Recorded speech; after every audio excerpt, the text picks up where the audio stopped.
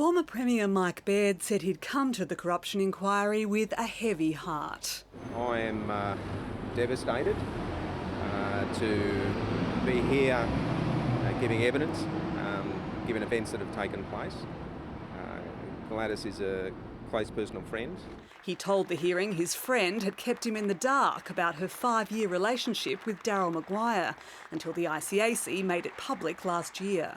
So was that something that came as some surprise or that shock to you, finding out that information? I think incredulous.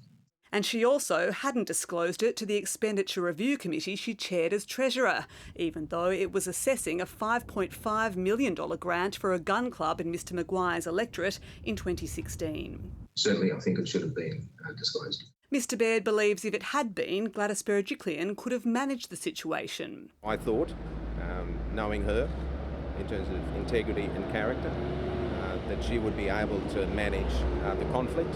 But at the time, the proposal itself was ringing alarm bells for different reasons in Mr Baird's office. In a memo, Mr Baird's Director of Strategy, Nigel Blunden, advised the Premier to oppose the grant. He said he'd argued for the business case to be independently verified before it went to the committee. It was taken off the agenda, but Daryl fired up and Gladys put it back on, he wrote. That this one seemed to keep coming up despite our requests being listened to.